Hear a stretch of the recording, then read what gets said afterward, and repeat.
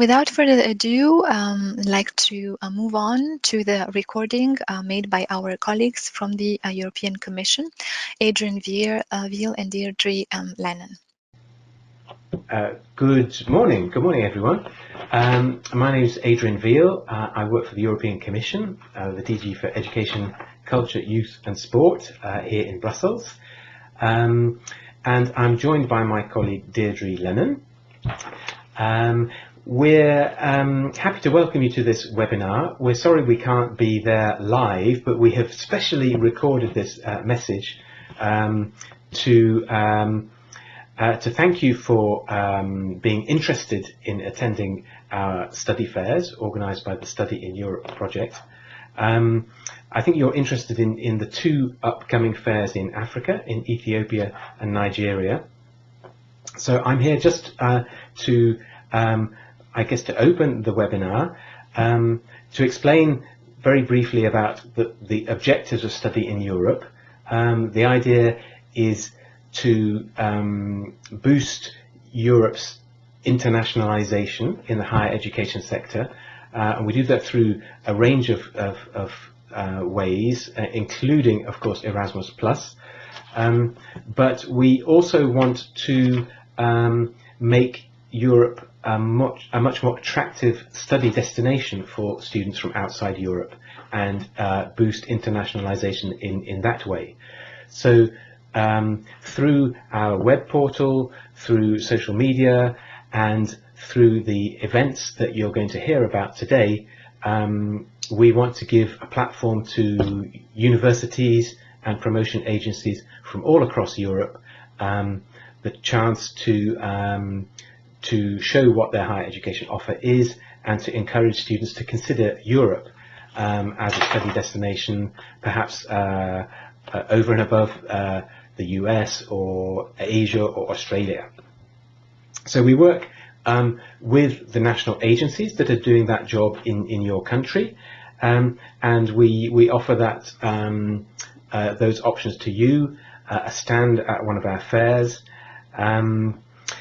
Now we select the areas we're going to work with a mix of two policies in mind.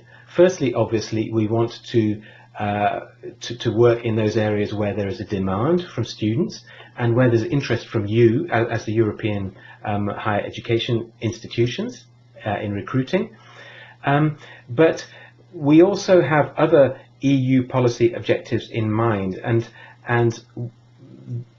the real policy priorities of the EU when it comes to external relations, relations with the rest of the world, tend these days to be focused on the neighbouring area, that's the neighbourhood area of the EU, but also increasingly Africa. And that's why we have, in the second part of this Study in Europe project, such a focus on Africa, with the webinars by the agencies and these two fairs. And that's why, if you're wondering, that's why Deirdre is next to me, because I think she's going to put that a little bit in context and explain why Africa is such an important policy priority for the EU, and also in the higher education sector, what we're trying to do. Thank you, Adrian.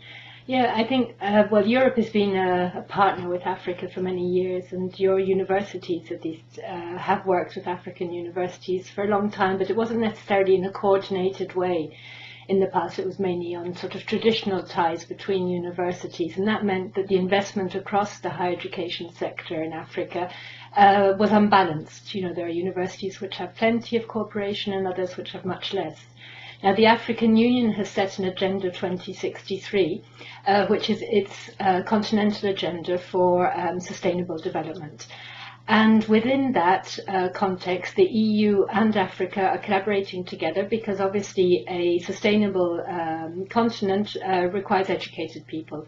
Now, we know that there is a very young and dynamic youth population on the continent. Universities are interested in collaborating together, and education and in the importance of higher education, in particular in relationship to jobs, has been highlighted by President Juncker in the framework of the Africa-Europe Alliance on Investment and Jobs. Now, in that framework, mobility of students and academic staff is one of the key priorities, and what we would really like to encourage is collaboration together. Now, this is a collaboration on the one half through our programme, obviously through Erasmus, but member states are also collaborating together, be it through mobilities, scholarship opportunities, cooperation with Africa. At national level, at regional level, at continental level. And what we want to do is bring that together. So where we want to show, at the moment in Africa, there are quite a lot of new partners, collaboration partners. We are seeing much more collaboration. China, for instance, is investing heavily on the continent. India, the Gulf countries, etc. And we think that the EU has an added value to collaborate together and to offer these opportunities for exchange between universities. And that's why we would like to encourage universities to boost and enhance mobility and cooperation together. Now, we have targets, we've set targets for the programme, 35,000 incoming African students and scholars by 2020 and 105,000 by 2027. So that's quite ambitious, and this is why we need you to respond to that. Thank you. Okay, thanks, Deirdre. So that's it really.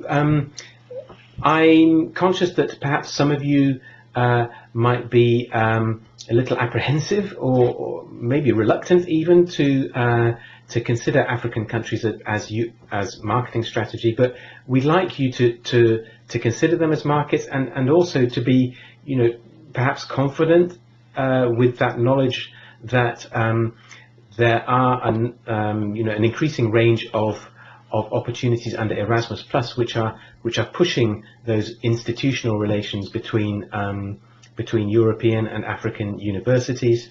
So we hope that will make you feel more confident and assured about trying Africa as a recruitment market in these fairs as well. So you're going to hear a lot more about how that's going to work in practice during the rest of the webinar. So I leave you in the capable hands of our Study in Europe project to take that further. So have a very good webinar. Bye. Bye.